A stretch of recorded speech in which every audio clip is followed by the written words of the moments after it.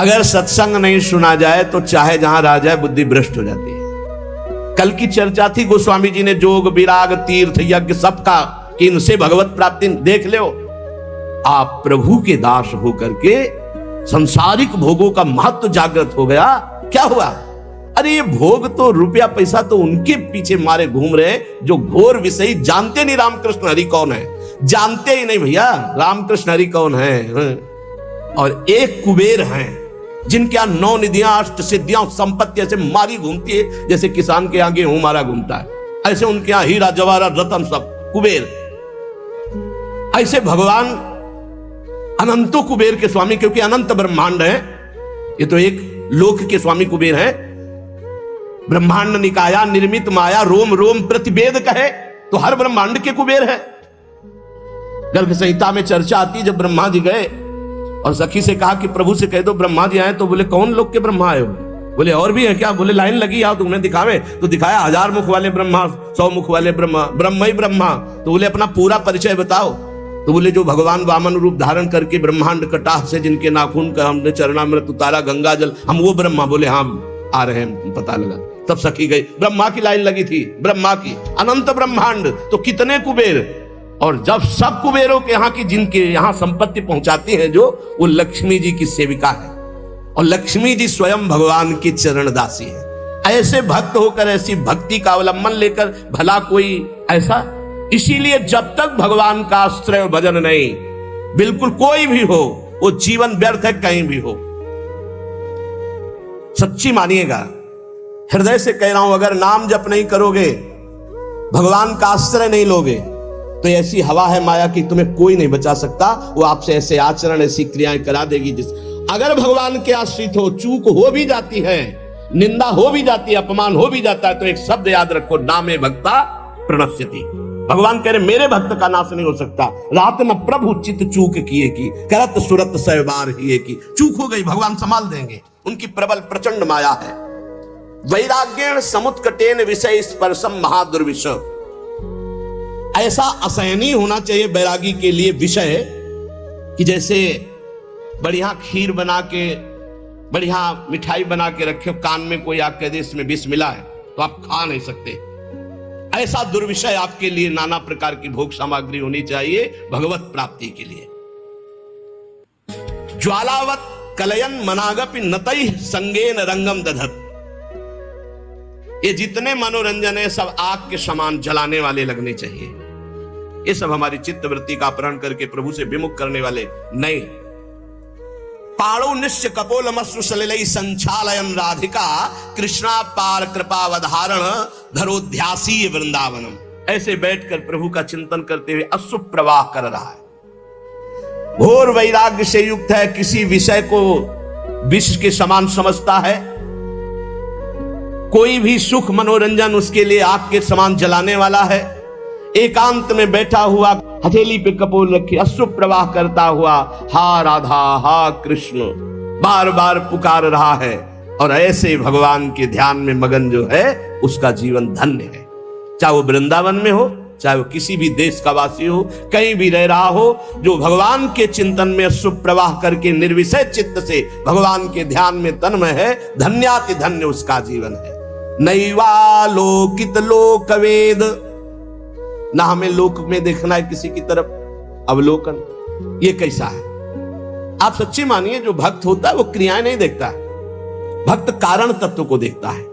इसका कारण क्या? ये जो क्रिया हुई इसका कारण क्या है? बड़े बड़े महापुरुषों ने ये देख के निर्णय किया है कि संसार में कोई भी प्राणी ऐसा नहीं है जो केवल दोष युक्त नहीं हो, उसमें गुण भी है। और कोई भी गुणी ऐसा नहीं भगवान और भगवान के प्रेमी भक्त के सिवा छोड़कर जिसमें दोष ना हो। पक्का जड़ चेतन गुण दोष में विश्व कीन करतार। नैवा लोकयन मत देखो, जड़ चेतन गुण दोष में विश्व कीन करतार। संत हंस गुण गाहे पे परिहरिवारी विकार। जैसे दूध पानी को एक में मिला के रख दो, हंस जो है दूध पी जाएगा, पानी छोड़ देगा। पूरा चराचर जगत गुण दोष से मिला। जैसे शुद्ध सोने का आभूषण नहीं बनता, उसमें कुछ मिलावट होती, ऐसे ये शरीर पाप और पुण्य से बना है, गुण और दोष से मिश्रित बना है। किसी में दोषों की बाहुल्यता होती, गुण बहुत कम होते हैं, किसी में गुणों की बाहुल्यता होती, दोष बहुत कम होते। गंगा किनारे जब हम भ्रमण कर रहे थे, घाट है, वहां बहुत संत जन रहते थे, अब तो खंडहर हो गया, अब संत जन वहां कुछ दिन रहे अकेले। पास में देखा कि 8-10 लोग राइफल लिए खड़े हैं और गंगा में खड़े होकर के वो आराधना 3-4 घंटे करता। हमें आश्चर्य हुआ जब वहां लोग गंगा नहाने आए, पूछा कि रात्रि में ऐसा हमने दृश्य देखा है, कौन है तपस्वी है जो भयभीत भी है कि राइफल की रक्षा में वो खड़े हो। अरे बोले वो नामी डकैत है, जिंदा आदमियों को काटता है, वो गंगा की आराधना करता है। 4 घंटे महान तपस्वी की तरह हाथ उठाकर गंगा जी की आराधना रात्रि में, वही रोज देखते क्योंकि रहते थे। और राइफल लिए 8-10 लोग टहल रहे और वो गंगा जी में से एक वस्त्र धारण किए खड़ा और वो उस आदमियों को काटता था। तो यहां कह रहे कि कोई ऐसा नहीं जिसमें दोष ना हो और जिसमें गुण ना हो। गुण दोष योग पूरी सृष्टि है, हमको न गुण देखना है न दोष देखना है। उत्तम साधक को तत्व में देखना है, भगवान सब में विराजमान है। सुनो तात मायाकृत गुण दोष अनेक, गुणया उभय न देखी, देखी सो अविवेक। यदि आपने किसी के गुण देखा तो राग हो जाएगा, दोष देखा तो द्वेष हो जाएगा, और राग और द्वेष दोनों बंधन कारक हैं। भगवत प्राप्ति में तुम्हारी बाधा आ जाएगी, तुम्हारी भगवत प्राप्ति में बाधा आ जाएगी। इसलिए हमें चाहिए कि हमारे संपर्क में जो भी व्यवहार करने वाले व्यक्ति आवे, हमें ऐसा व्यवहार करना चाहिए। पहला तो भगवत भाव, इनमें प्रभु हैं, ऐसी भावना, अपने को बचा लोगे आप उनके दुर्व्यवहार से। और दूसरी बात, जब ये पता चले कि दुष्ट स्वभाव का है तो इतना मृदु व्यवहार करो कि तुम्हारे व्यवहार से उसके दुष्ट स्वभाव में कमी आवे और सत स्वभाव बढ़ने लगे। तब तो तुम माने जाओगे भगवान का भजन करने वाले। तुम जलती आग में और पेट्रोल डालने वाली बात करोगे तो उसकी दुष्टता और बढ़ जाएगी। दुष्टता को साधुता के द्वारा दमन करके उसकी साधुता को बढ़ानी चाहिए, जिससे उसका तमोगुण घटे, सतोगुण बढ़े। तो ये तुम्हारी भागवतिक सेवा बन जाएगी। कितना बढ़िया सेवा बता रहे। हमसे कोई न कोई मिलता ही रहता, घर गृहस्थी परिवार में सब कोई बुरे स्वभाव वाला है, तो हमको इतना संभल कर व्यवहार करना है कि उसके अंदर सतोगुणी भाव आवे, तो हमारी भगवत सेवा बन जाएगी। हम कोई ऐसा कटु व्यवहार, कटु वचन न बोले जिससे उसके हृदय में तमोगुण बढ़े, क्योंकि आसुरी स्वभाव वाला वो तो है ही। यदि हम अपने द्वारा अमृतमय वचन से, निर्दोष चेष्टा से, नम्र भाव से व्यवहार करेंगे तो ये भगवत सेवा बन जाएगी और इसका प्रभाव उसके हृदय में निश्चित पड़ेगा। निराश मत हो किसी भी स्थिति में। अगर परमार्थ में निराशा, भोगों में तो निराशा कर लो, जगत में निराशा कर लो, लेकिन परमार्थ में निराशा नहीं होनी चाहिए। पता नहीं मैं प्रयास कर रहा हूं इसका सुधार हो कि ना, पता नहीं मैं अपना प्रयास कर रहा हूं मेरा सुधार हो कि ना, पता नहीं जो भजन कर रहा हूं इससे सुख मिले कि नहीं, पता नहीं भगवान मुझे जान रहे कि नहीं कि मैं उनका भक्त हूं। किसी भी तरह का संशय मत करो। परमार्थ में निराशा ठीक नहीं है और स्वार्थ में निराशा बहुत ठीक है। स्वार्थ में आशा ठीक नहीं, व्यवहार में आशा ठीक नहीं, परमार्थ में निराशा ठीक नहीं। स्वार्थ में निराशा परमं सुखम, आशा है परमं दुःखम, निराशा परमं सुखम।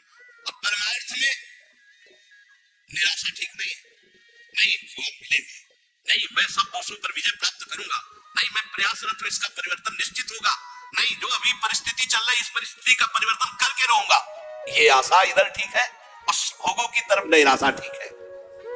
यदि हमारे हृदय में निराशा आ गई परमार्थ से तो विपतित हो जाएंगे। निराशा ना आने पावे भगवत मार्ग में। किसी भी स्थिति में अगर निराशा आ रही हो तो फौरन किसी संत महात्मा से मिलो। जैसे मोबाइल की बैटरी डिस्चार्ज हो जाती है तो चार्ज करना पड़ता है ना, तो कभी कभी माया के ऐसे संग मिलते हैं जिससे हमारा परमार्थ खो जाता है, हमारे अंदर हीन भावना आने लगती है। हमें तत्काल किसी महापुरुष का चरित्र पढ़ना चाहिए, किसी महापुरुष के समीप जाना चाहिए, तो हमारे हृदय में एक नवीन उत्साह बढ़ेगा और हमारा परमार्थ संशय रहित हो जाएगा। सठ सुधरे सतसंगति पाई। बड़े से बड़े दुष्ट साधु संग से सुधर जाते हैं। हमें प्रयास रखना चाहिए हमारे आसपास जो वातावरण दुष्टता का हो तो निराश ना उसे सुधारने का प्रयास करे, और ना सुधरे तो भगवत भाव कर ले, अपना भाव न बिगड़ने पावे।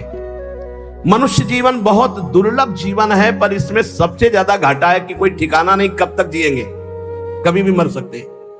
दुर्लभो मानुषो देहो पर देहिनाम क्षणभंगुरा, एक क्षण में नष्ट हो जाने वाला है। देहिनाम क्षणभंगुरा, किसी भी क्षण, जैसे पानी का बुलबुला है कभी फूट सकता है, जैसे पत्ते में लटकती हुई बूंद कभी टपक सकती है, जैसे अंजुली का पानी कभी खत्म हो सकता है, चाहे जितना कस के बांधो। संसार को मोह माया ने फंसा करके भगवान से विमुख कर दिया, और ये मानव जीवन भगवत प्राप्ति के लिए मिला। जिसको सत्संग मिल गया अब निश्चित हो गया उसे भगवत प्राप्ति हो जाएगी। बस सत्संग छोड़ना नहीं, सत्संग पकड़े रहना। नहीं, चाहे जहां तुम यमुना किनारे वास करो, झोपड़ी बना के, चाहे अहम का पोषण तुम्हारे होता रहेगा। कितने से साथ पूरा जीवन ना पाई है बिन स्वामी अकेल, विपिन बसत बैराग्य जुत, विपिन बसत बैराग्य जुत, जो लड़काई खेल। जैसे कोई बच्चा हट ठान ले ऐसे वैराग्य के बल पर हम कि भगवान की प्राप्ति कर लेंगे, नहीं, ये संबंध से प्राप्ति होती है और अहंकार गुरुजनों की कृपा से क्षीण होता है।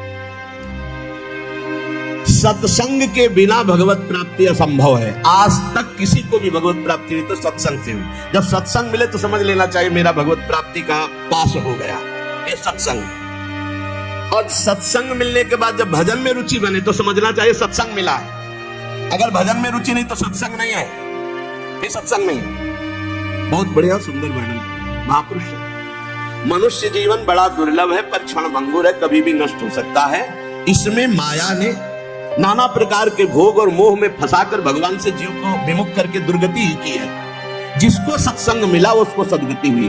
बड़े भाग पाई सत्संगा और बिना ही प्रयास होए भवभंगा। तो बोले सत्संग का फल है भजन, रात दिन नाम सुमिरन ठाकुर सेवा। अगर ये नहीं, भजन में चित्त नहीं, तो सत्संग ही नहीं मिला, या तो आपने सुना ही नहीं। पारस तो समीप है, स्पर्श नहीं हुआ तो लोहा सोना नहीं बनेगा। आप सत्संग में गए, सो गए, या प्रपंच या अन्य चिंतन और दोष दर्शन तो भी सत्संग नहीं हो। सत्संग श्रोता सोई परम सुजान सुनत चित्त रति करे। श्रोता वही जो जाग कर वक्ता की तरफ देखता रहे और उसके वचनों का मनन करके जीवन में उतारे।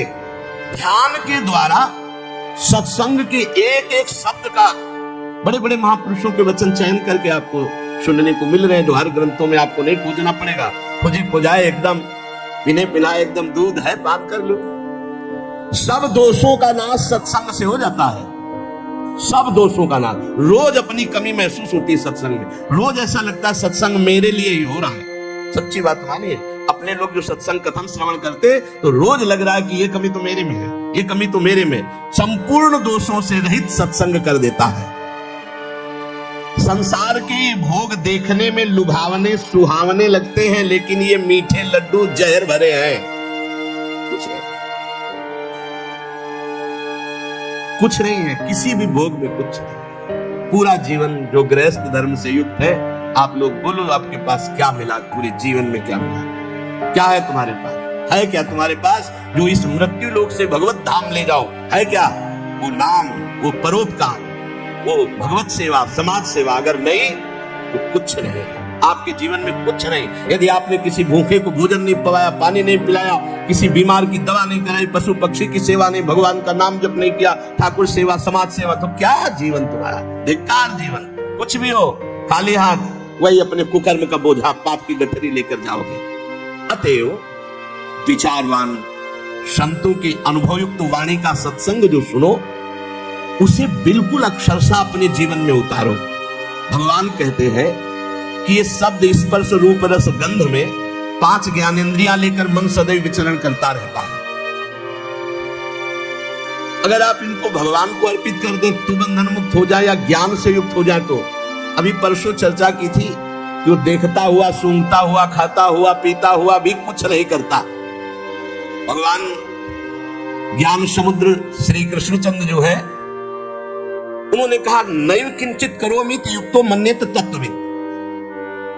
जो तत्व को जानने वाला उपासक है उसको कोई कर्म नहीं बांध पाता। कैसे नहीं बांध पाता? वो कर्म करता हुआ भी नहीं बनता। वो कह रहे भगवान पश्यन जिघ्रन असनन गच्छन ग्रहणन प्रलपन विसर्जन स्वपन श्वसन उन्मिशन निमिशन अपि इंद्रियाणि इंद्रियार्थेषु वर्तन्ते इति धारयन्।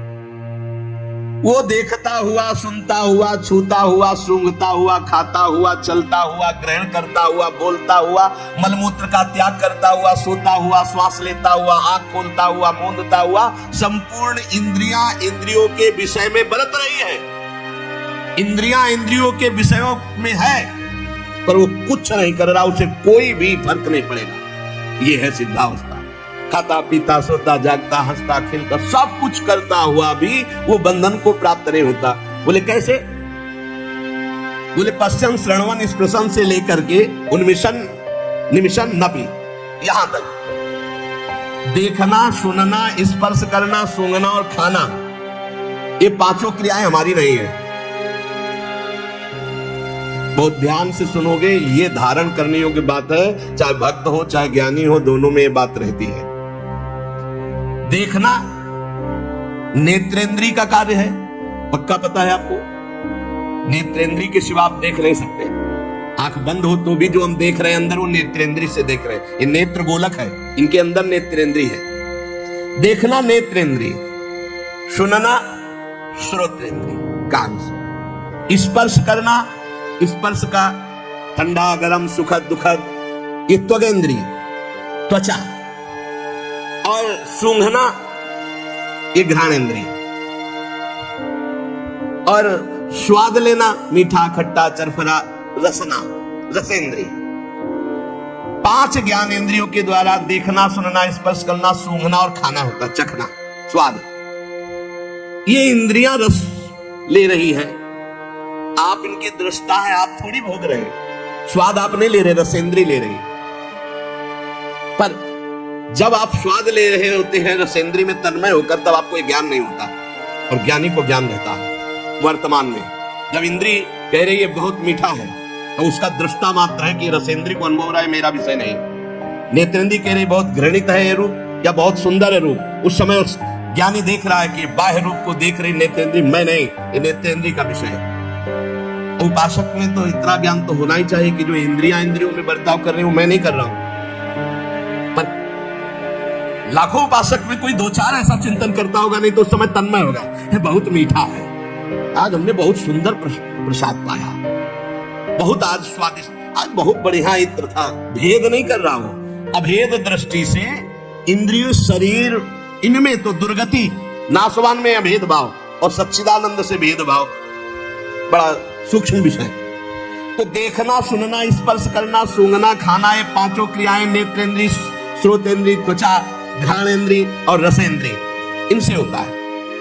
अब चलना, ग्रहण करना, बोलना और मलमूत्र का त्याग करना, ये कर्मेंद्रियों से होता है। चलना पादेंद्रिय, कुछ पकड़ना, ग्रहण करना, छोड़ना, हाथों से हस्तेंद्रिय, बोलना इसी जबान में दो इंद्रियां, रसेंद्रिय और वाकेंद्रिय, एक कर्मेंद्रिय एक ज्ञानेंद्रिय।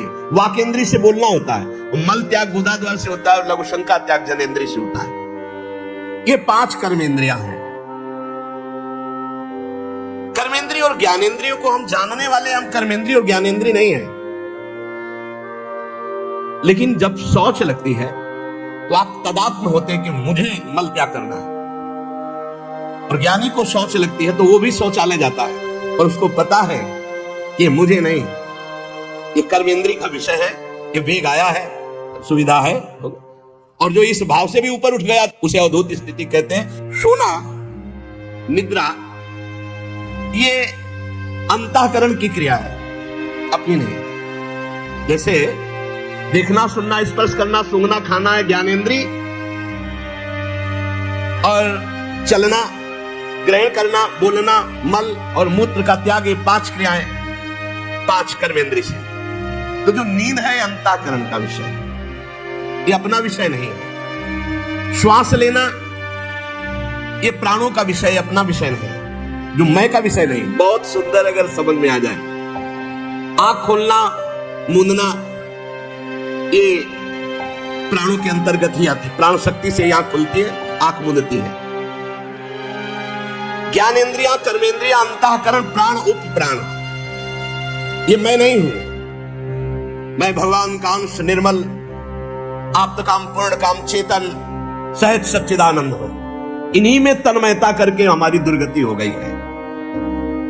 संपूर्ण क्रियाएं प्रकृति से प्रकृति में हो रही हैं। शरीर प्रकृति का, इंद्रिया प्रकृति का, मन प्रकृति का, बुद्धि प्रकृति का, प्राण प्रकृति के, प्रकृति का प्रकृति में आप इसमें तन्मयता करके कर्ता भोक्ता भावन के दुर्गति को प्राप्त हो रहे हैं। स्वयं के द्वारा कोई भी क्रिया न कभी हुई है, ना होगी और ना भी है। अकर्ता आप है तो फिर आपको दंड कैसे मिला?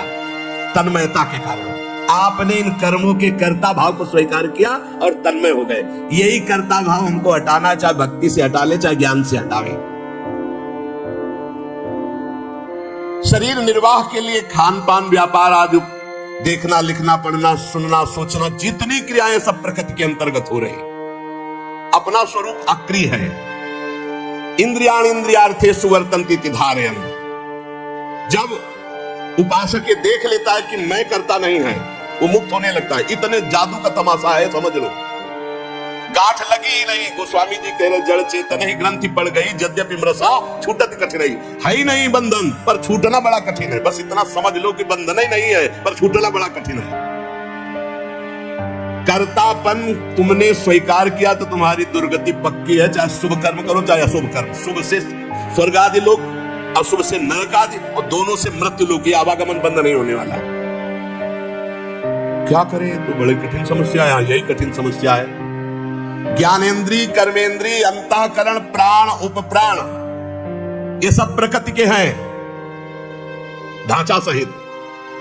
शब्द, स्पर्श, रूप, रस, गंध, ये प्रकृति के हैं। 5 ज्ञानेन्द्रियां उनको प्रकृति में भोग रही। इंद्रियां इंद्रियों में, विषयों में बरत रही हैं। आप इनको देख रहे हैं, दृष्टा है, पर आप तन्मयता कर लेते, मैंने देखा, तो फिर उसका दंड भी तो भोग मिलेगा। क्या देखा और कैसे देखा? मैंने सूंघा, मैंने बोला, मैंने चखा, मैंने सुना, मैंने किया, तो उसका भी आपको हिसाब देना पड़ेगा। जो किया उसको अहंकार विमूढ़ आत्मा कर्ता मिति मन्यते, मैंने किया, मैं ऐसा कर सकता हूं, मैं ऐसा करूंगा, तो भोगना भी तुम्हें पड़ेगा। प्रकृतेः क्रियमाणानि गुणैः कर्माणि सर्वशः। जितने कर्म हो रहे हैं गुणों से प्रेरित होकर के प्रकृतिमयी इंद्रियों के द्वारा प्रकृति में ही हो रहे हैं। आप बिल्कुल निर्लेप हैं। प्रकृत्यैव च कर्माणि क्रियमाणानि सर्वशः। गुणों का कार्य होने से इंद्रिया और उनके विषय सब प्रकृति के ही है।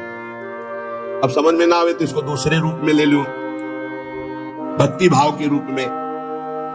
जब तक आप स्वयं कर्ता और भोक्ता बनेंगे तब तक आपका बंधन कटना मुश्किल है। ये ज्ञान का विषय था, इसे भक्ति के विषय में ले लो। हमारे द्वारा जो भी क्रियाएं हो रही हैं, हम उनके 2 विभाग देखते हैं, एक अच्छी क्रिया है और एक बुरी क्रिया है।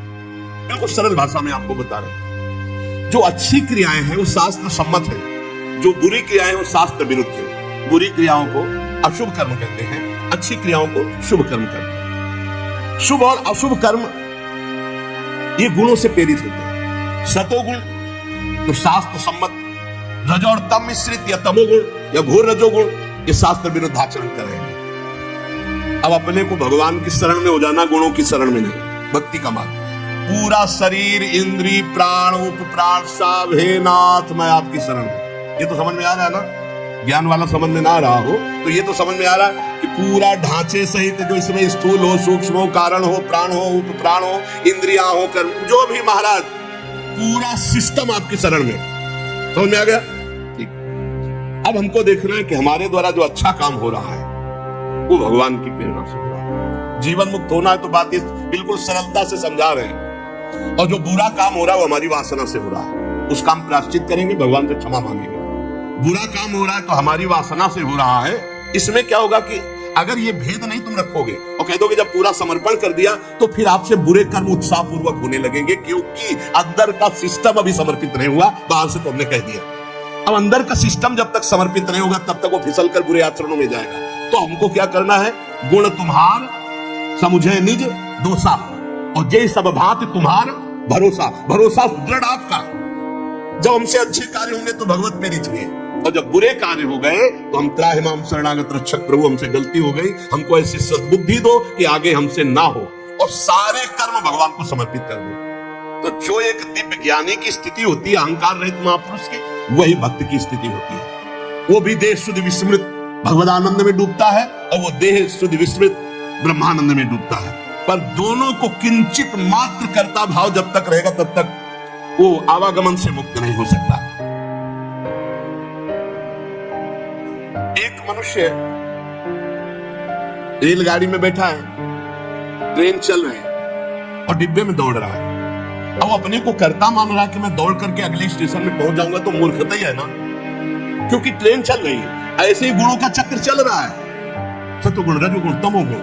गुण प्रवाह जीव से जबरदस्ती कार्य करवा रहा है। तमोगुण आया तो निद्रा, आलस, प्रमादोत्थम, जो नहीं करना चाहिए वो सब कर्म करने में जुट जाएगा। प्रमादोत्थम, प्रमाद का मतलब होता है करने योग्य कर्म को ना करना, और ना करने योग्य कर्म को करना, इसे प्रमाद स्थिति कहते हैं। अब वो समझ रहा मैं कर रहा हूं। रजोगुण आया, काम आदि दोष भारी, वो समझ रहा मेरे में आ गए, मैं कर रहा हूं।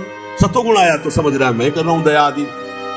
इन गुणों के प्रवाह से बचने के लिए हरिवंश महाप्रभु के यही डर ही डर हरिवंश हित जिनो भ्रमय गुण सलील पर जी नामन मंगल लोक सुहरि पद भजन विलंब। निरंतर नाम जप करो, अपने आप को भगवान को समर्पित कर दो, सब कर्म भगवान को समर्पित करो। अच्छे कर्म जब हो तो भगवान को देखो कि भगवत इच्छा से हुआ, और जब गलती हो जाए तो अपनी मान करके प्रभु से प्रार्थना, बहुत जल्दी आवागमन से मुक्त हो जाओगे। ये जो आवागमन का कनेक्शन ना होते हुए भी कनेक्शन है अहंकार का, देहाभिमान का, ये नष्ट हो जाएगा। इस बात को अच्छे से समझ लो। ज्ञान में पहुंचना बहुत कठिन जो स्थिति बताई गई, भक्ति में बहुत सरल है, क्योंकि भगवान को समर्पित करना है, इसमें अपने अहम सहित समर्पित कर देना है। सांख्य योगी शरीर, इंद्रिय, अंतःकरण आदि के साथ अपना कभी संबंध नहीं मानता, और भक्त अपने शरीर, इंद्रिय, अंतःकरण आदि को भगवान को समर्पित कर देता है। ये बढ़िया, बहुत मीठा सरल मार्ग भक्ति का, और बात वही बननी है। साधक कभी किंचन मात्र, चाहे भक्ति मार्ग का हो चाहे ज्ञान मार्ग का हो, अपने को कर्ता न माने, नहीं तो भोगना पड़ेगा। मैंने ये किया, ऐसा थोड़ी कि आपने किया कि मैंने नहीं किया। अंदर से सिस्टम। चित्रगुप्त जी क्या देख रहे हैं? अंदर जहां तुम्हारी सोच है, ये भोगा जाए तो बहुत आनंद मिलेगा। तो लिख गया, कर्ता ने भोगने की इच्छा की, और ये अब क्रिया बाद में होगी, पहले लिख गया, पूरा चित्रण हो गया। क्रिया तो बाद में होगी, पहले अंदर सोच होती है, उसी सोच को लिखते हैं चित्रगुप्त जी। उसी सोच में भगवान का भजन चल रहा है, तो भक्त उसी समय जलन पैदा, अरे कैसी बात आ गई, वहां लिख गया। ये रुचि पूर्वक नहीं, उसकी रुचि नहीं थी, अरुचि पूर्वक, उसमें समाधान मिल जाएगा। अंदर की बात लिखी जाती है। साधक कभी किंचन मात्र भी अपने में कर्तापन की मान्यता न करे। जितना अंश रखेगा कर्ता भाव का, उतना बना रहेगा। अपने में कर्ता भाव ना रहे, चाहे वो ज्ञान मार्ग का साधक हो चाहे भक्ति मार्ग। भक्ति मार्ग का साधक कैसे बोलता है? श्री जी की इच्छा से आज परिक्रमा हो गई, श्री जी की इच्छा से आज ऐसा, आज श्री जी की इच्छा थी दर्शन करने जाए तो बिहारी जी के दर्शन कर आए। श्री जी की इच्छा, अपनी इच्छा को, अपने कर्ता भाव को प्रभु के चरणों में मिला देता है। भगवान की इच्छा, प्रभु की इच्छा, एक मार्ग तो पकड़ लो, हर कर्म समर्पित, कहीं भी कर्ता भाव नहीं, कहीं भी अभिमान की बात नहीं, मैंने देखा, मैंने किया नहीं, प्रभु की इच्छा से देखा, प्रभु की इच्छा से हो गया। अपने कहीं करता नहीं, अपना तो प्रभु के चरणों में समर्पण। अब देखो, ब्रह्मण्याधाय कर्माणि संगम त्यक्त्वा करोति यः लिप्यते न सा पापेन पद्म पत्र मिवाम्भसा।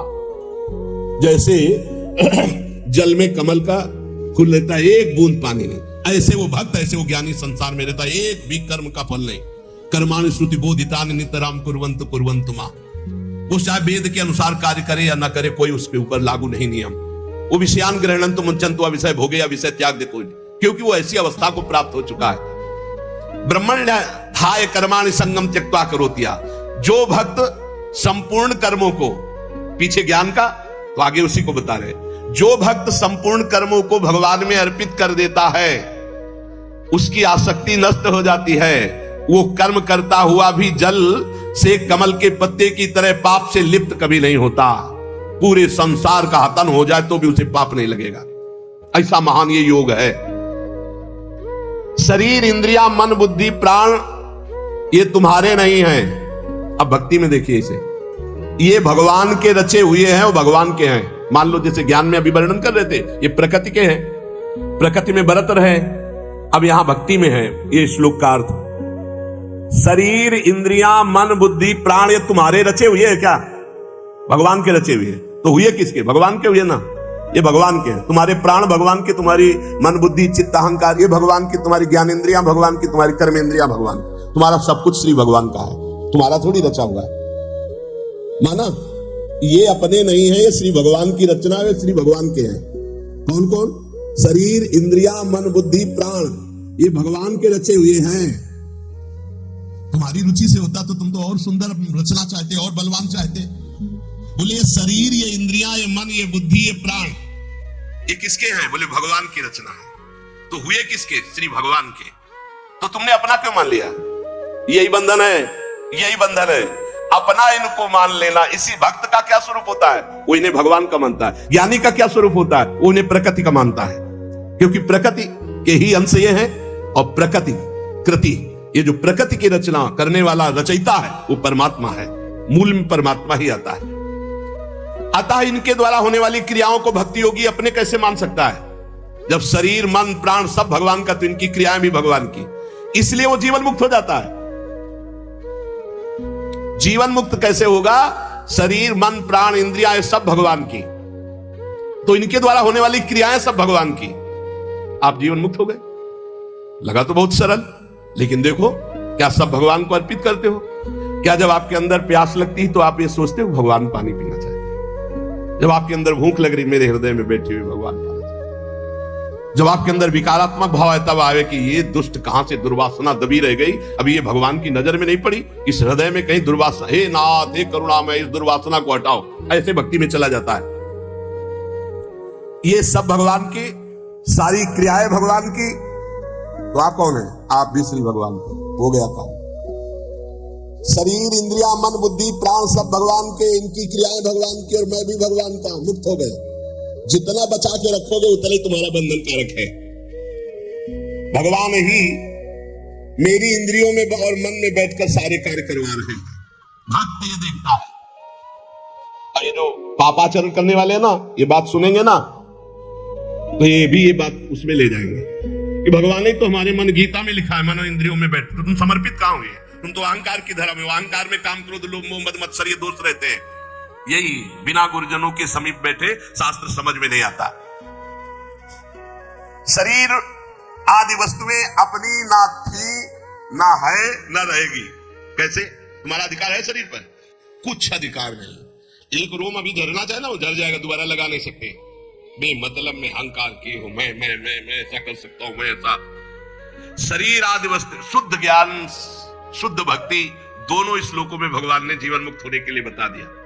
शरीर आदि वस्तुएं अपनी नहीं, प्रत्युत मिली हुई है भगवान से अपने को। किस लिए? सत्कार्य करने के लिए। सत्कार्य करने के लिए। सरकारी गाड़ी बंगला है, ये सरकार का काम करने के लिए मिला है।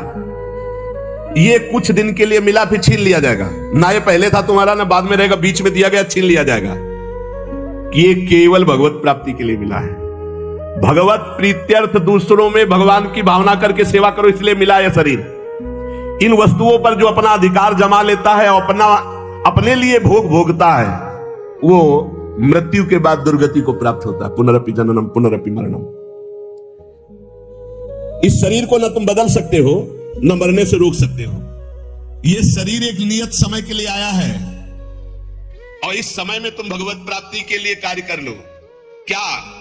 कुछ नहीं करना। ये जो सब है, इनको समर्पित कर दो। चदरिया जैसी की तैसी धर दीनी, ये लो महाराज, हमसे नहीं होने वाला।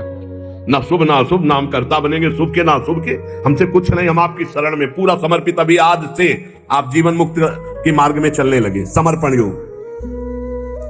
ईमानदारी से भगवान की वस्तु भगवान को समर्पित कर दो, और कुछ नहीं करना। मस्त। बस यही बात समझ में आ जाए। भगवान की वस्तु भगवान को समर्पित कर दो। ये शरीर, शरीर संबंधी भोग, सब कुछ जितना, सब श्री भगवान का, सब समर्पित कर दो भगवान को। संपूर्ण क्रियाएं और पदार्थों को भक्त भगवान के चरणों में समर्पित कर। ज्ञानी प्रकृति में देखता है। प्रकृति और संसार दोनों के स्वामी भगवान है। अतः क्रियाएं और पदार्थ भगवान को अर्पण कर दो। कोई भी पदार्थ बिना भोग लगाए मत खाओ। कोई भी क्रिया करो, उसको भगवान को अर्पित करो, क्योंकि ये शरीर, मन, प्राण, बुद्धि, इंद्रियां सब श्री भगवान की। ऐसी भावना में रहो। अभी जीवन मुक्तता की तरफ बढ़ने लगोगे। अभी निर्विकार होने लगोगे। जब इनको, प्राण, इंद्रिय और मन को भगवान का देखोगे तो निर्विकार हो जाओगे। जब अपना मानोगे तो विकारी हो जाओगे। संगम त्यक्त्वा करोतिया।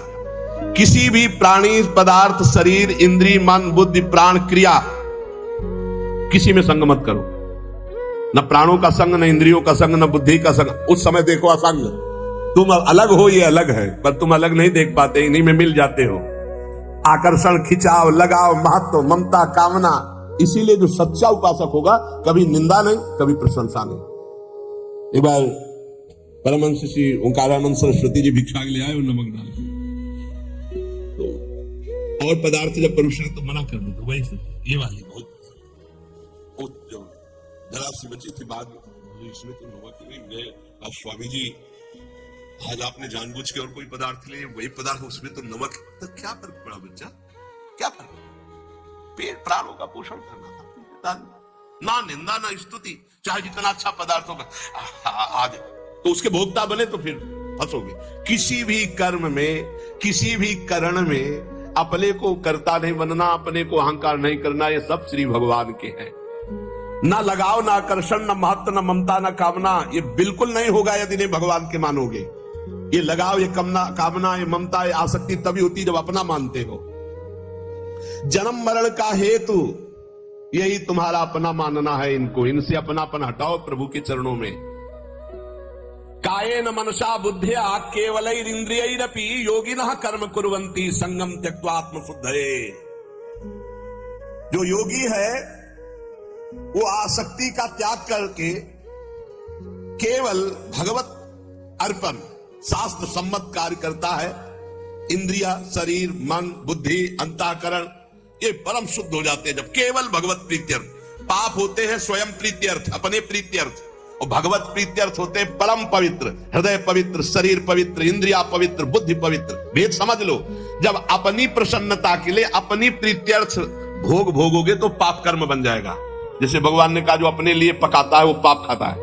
अपने लिए जो करोगे, अपने लिए सुख लेने की भावना करोगे, उससे निश्चित पाप बन जाएगा। और जो शास्त्र सम्मत भगवत प्रीत्यर्थ करोगे तो शरीर पवित्र, मन पवित्र, बुद्धि पवित्र, चित्त पवित्र, उसी पवित्रता में अनुभव होता है चेतन अमल सहज सुख राशि अपने स्वरूप का।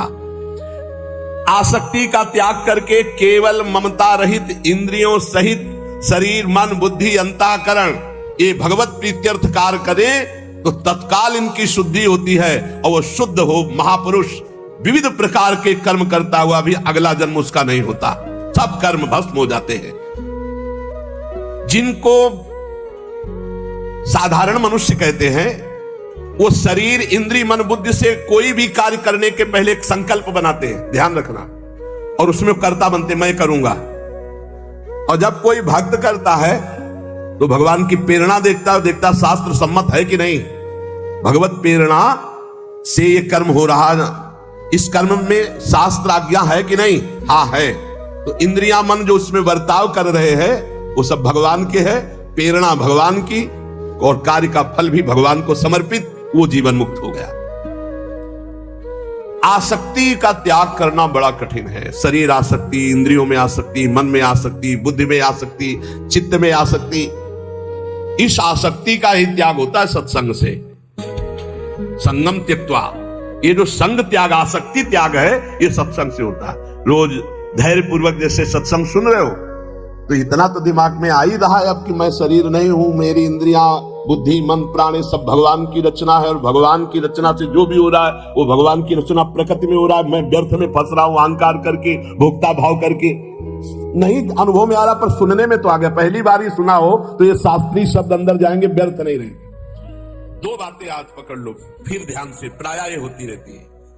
मेरे पास जो कुछ भी है, शरीर, इंद्रिया, मन, प्राण, बुद्धि, चित्त, धन, संपत्ति, मकान, स्त्री, पुत्र, परिवार, ये सब भगवान का दिया हुआ है। मानते हो? अंदर से देखो भगवान का ही दिया हुआ है। ये भगवान की दी हुई वस्तु मैं भगवान को समर्पित करता हूं। तो दीयम वस्तु गोविंदम तुभ्यमेव समर्पयामि। हे भगवान, आपके द्वारा दी हुई सब कुछ, नाथ सकल संपदा तुम्हारी, नाथ सकल संपदा तुम्हारी, और मैं सेवक समेत सुत नारी। और रात दिन भगवान का भजन करने की चेष्टा करो। राधा राधा राधा। बहुत कठिन है संसार से मुक्त होना। दो पद्धति में एक तो स्वीकार करना पड़ेगा, या ज्ञान योग और या भक्ति योग। तो भक्ति योग बहुत सरल योग है, इसमें सब साधन भगवान को और सब करण भगवान के हैं, बस इतना समझना है। सब करण भगवान के हैं, चाहे इंद्रियां हो, चाहे अंतःकरण हो, चाहे पदार्थ हो, बाहर भीतर जो कुछ श्री भगवान की रचना। और मैं भी भगवान का हूं, भगवान का अंश हूं। तो मैं सहित सब कुछ भगवान को समर्पित और भगवान का नाम जप इस जन्म में पक्का भगवत प्राप्ति हो जाएगी। ज्यादा समझने की जरूरत नहीं। ज्ञान में तो बहुत समझने की जरूरत है। अगर उसमें चूक हुई तो दूसरा बचाने वाला नहीं, इसमें बचाने वाला है। करूं सदा तिनके रखवारी, जिम बालक राखे महतारी। युक्ता कर्म फलम त्यक्त्वा शांति मापनोति नैष्ठिकी, अयुक्ता काम कारेण फले सक्तो निबध्यते। जो योगी है वो फल का त्यागी होता है, कर्म का त्यागी।